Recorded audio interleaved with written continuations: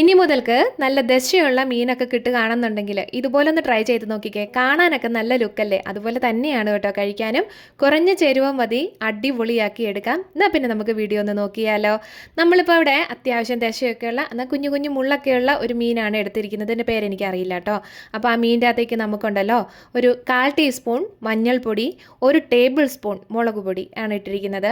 മുളക് പൊടി എടുക്കുമ്പോൾ കാശ്മീരി മുളക് പൊടിയാണെന്നുണ്ടെങ്കിൽ 2 ടേബിൾ സ്പൂൺ ഇടണം കേട്ടോ. പിന്നെ വേണ്ടത് 1/2 ടീസ്പൂൺ കുരുമുളക് പൊടിച്ചിട്ടുള്ളതാണ്. ഇച്ചിരി മാത്രം വാളംപുളി പിഴിഞ്ഞ് എടുത്തിരിക്കുന്നതാണ് ഒഴിച്ചു കൊടുത്തിരിക്കുന്നത്. അധികം വേണ്ട, ജസ്റ്റ് എല്ലാം കൂടെ ഒന്ന് യോജിപ്പിച്ചെടുക്കാനുള്ള പാകത്തിന് മതി. പിന്നെ ഇഞ്ചി വെളുത്തുള്ളി പേസ്റ്റാണ്, 1 ടീസ്പൂൺ ഇഞ്ചി വെളുത്തുള്ളി പേസ്റ്റും. പിന്നെ അത് ആ മീനെല്ലാം കൂടെ ഒന്ന് റെഡിയാക്കി എടുക്കാനുള്ള ഒരു സ്വല്പം മാത്രം ഉപ്പും കൂടെ ചേർത്ത് കൊടുത്തിട്ട് നന്നായിട്ട് കൈകൊണ്ട് തിരുമ്മി ഒന്ന് യോജിപ്പിച്ചോളൂ കേട്ടോ. കൈകൊണ്ട് തിരുമ്മി യോജിപ്പിക്കാൻ ഇഷ്ടമില്ലാത്തവർക്ക് സ്പൂൺ വെച്ചിട്ടോ എങ്ങനെ വേണേലും ആവാം. പക്ഷേ ഇങ്ങനെ തിരുമ്മി യോജിപ്പിക്കുമ്പോഴാണ് ആ ഒരു ചേരുവകളെല്ലാം മീനിലൊന്ന് പിടിച്ച് നല്ല രീതിയിലായി വരുന്നത്. കൈയൊക്കെ മുളക് പൊടി ഉപയോഗിക്കുമ്പോൾ പുകയുമെന്നുള്ളവർക്കാണെന്നുണ്ടെങ്കിൽ ഒരു ഗ്ലൗസ് ഇട്ട് ചെയ്യുന്നതാണ് എപ്പോഴും നല്ലത്. ഇനിയിപ്പോൾ നമുക്ക് ഈ മീനിനെ എല്ലാം കൂടെ ഒരു 20 മിനിറ്റ് നേരത്തേക്ക് മസാലകളൊക്കെ പിടിക്കാനായിട്ട് റെസ്റ്റ് ചെയ്യാനായിട്ട് വെച്ചിട്ടുണ്ടായിരുന്നു. 20 മിനിറ്റിന് ശേഷം നമ്മളൊന്ന് എടുത്തിട്ടുണ്ട്. ഇനിയിപ്പോൾ ഇതിനെ ഒന്ന് വറുത്തെടുക്കണം. അതിനായിട്ട് പാത്രം എടുക്കുമ്പോൾ ഞാനിപ്പോൾ ഇവിടെ നോൺ സ്റ്റിക്കാണ് എടുക്കുന്നത്. ഞാനിത് ഒരുപാട് ഉപയോഗിക്കാനായിട്ട് പറയുന്നില്ല, പക്ഷെങ്കിൽ നമ്മളൊരു പാത്രം എടുക്കുമ്പോൾ അത് മീനൊക്കെ പിടിക്കുകയില്ലാത്ത രീതിയിൽ, വറുത്തെടുക്കുന്ന സമയത്ത് അടിയിൽ പിടിക്കുകയില്ലാത്ത രീതിയിൽ വേണം ഉള്ള പാത്രം വേണം എടുക്കാനായിട്ട്. സ്റ്റീലിൻ്റെ ആണെങ്കിലും കുഴപ്പമില്ല, പക്ഷേ എൻ്റെ ഇരുന്ന സ്റ്റീലിൻ്റെ പാത്രം അടിയിൽ പെട്ടെന്ന് പിടിക്കുന്നതുകൊണ്ടാണ് ഞാൻ നോൺ സ്റ്റിക്ക് ഉപയോഗിച്ചിരിക്കുന്നത് കേട്ടോ. വെളിച്ചെണ്ണ തന്നെയാണ് നമ്മൾ വറുക്കാനായിട്ട് ഒഴിച്ചു കൊടുത്തിരിക്കുന്നത്. മീനെല്ലാം ഇതുപോലെ ഒന്ന് നേരത്തെ ഇട്ട് കൊടുക്കുന്നുണ്ട്.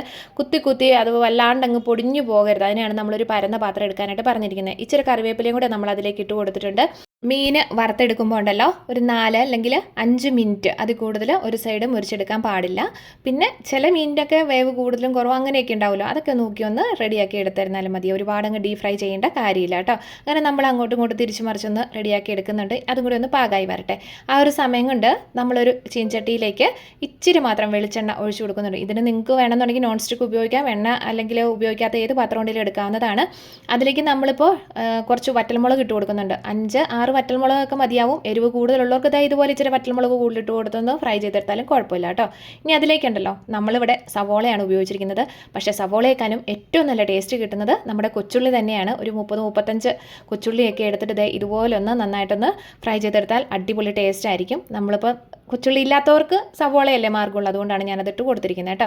അങ്ങനെ നമ്മൾ അതും കൂടി ഒന്ന് ചെറുതായിട്ട്, അതായത് അതിൻ്റെ ചെറുതായിട്ടൊന്ന് വാടി വരുന്ന ആ ഒരു പാകം, അതാണ് അത്രമാത്രമാണ് എടുത്തിരിക്കുന്നത്. ഇനിയിപ്പോൾ വറ്റൽമുളകും സവോളയും നമ്മളിവിടെ എടുത്ത് വെച്ചിരിക്കുന്നത് എല്ലാം കൂടി ഒന്ന് തണുത്ത് വന്നിട്ടുണ്ട്. ഇനിയിപ്പോൾ ഒരു മിക്സിയുടെ ജാറിലേക്ക് നമുക്കതിനെ അങ്ങോട്ട് ഇട്ട് കൊടുക്കാം. എന്നിട്ട് നന്നായിട്ടൊന്ന് അരച്ചെടുക്കണം. അതിനായിട്ട് നമ്മൾ അതിലേക്കുണ്ടല്ലോ വാളംപുളി ആദ്യം തന്നെ നമ്മൾ പിഴിഞ്ഞ് വെച്ചിട്ടുണ്ടായിരുന്നു. അപ്പോൾ ഒരു ഇച്ചിരി വാളംപുളിയും കൂടെ നമ്മൾ ഒഴിച്ചു കൊടുക്കുന്നുണ്ട്. വെള്ളമാണ് നമ്മൾ ഒഴിച്ചു കൊടുക്കുന്നത്.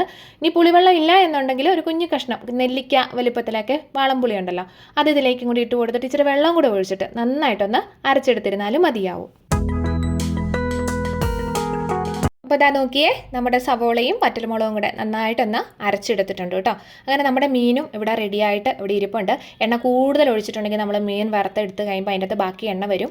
അന്നേരം ആ എണ്ണയ്ക്കകത്ത് തന്നെ ബാക്കി നമുക്കെല്ലാം ഒന്ന് റെഡിയാക്കി എടുത്തിരുന്നാലും മതിയാവും. ഇപ്പം നമ്മൾ എണ്ണ നോക്കിക്കഴിഞ്ഞപ്പോൾ അധികം ഒന്നും എണ്ണ ഇല്ലായിരുന്നു കേട്ടോ. അതുകൊണ്ട് ഒരു കുറച്ച് മാത്രം വെളിച്ചെണ്ണ അതിലേക്കൊന്ന് ഒഴിച്ചു കൊടുക്കുന്നുണ്ട്. എണ്ണ ചൂടായതിന് ശേഷം കുറച്ച് കടുകും കൂടി ഇട്ടൊന്ന് പൊട്ടിച്ചെടുക്കാം.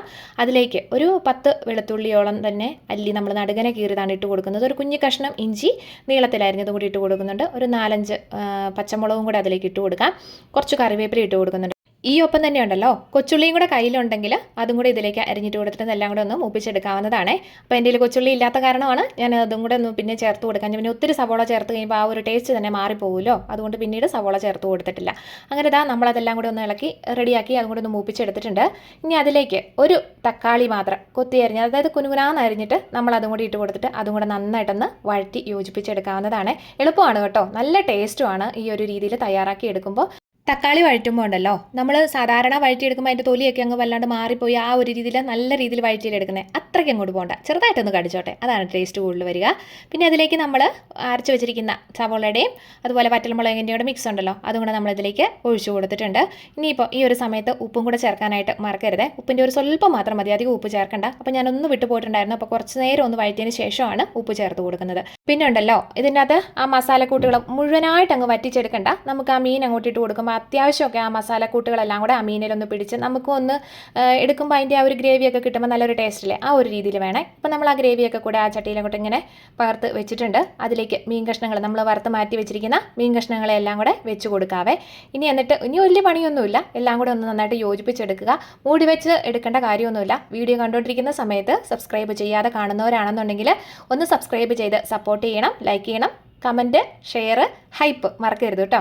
അപ്പോൾ അതാ ഇതെല്ലാം കൂടെ കൂടി നന്നായിട്ടൊന്ന് ഇളക്കി യോജിപ്പിക്കുന്നുണ്ട്. ഒരുപാട് അങ്ങോട്ട് ഇളക്കി മീൻ പൊടിഞ്ഞു പോകാതെ ശ്രദ്ധിക്കുക കേട്ടോ. അങ്ങനെ നമ്മൾ ഇളക്കി മസാലക്കൂട്ടുകളെല്ലാം ഒന്ന് റെഡിയാക്കിക്കൊണ്ട് വന്നിട്ടുണ്ടേ. അങ്ങനെ നമ്മൾ ഒരു പാത്രത്തിലേക്കാക്കി മാറ്റി വെച്ചിട്ടുണ്ട്. കാണാൻ അടിപൊളിയല്ലേ? അതുപോലെ തന്നെയാണ് കേട്ടോ കഴിക്കാനും. തീർച്ചയായിട്ടും ഒന്ന് ട്രൈ ചെയ്ത് നോക്കിക്കോളൂ. അപ്പോൾ ശരി.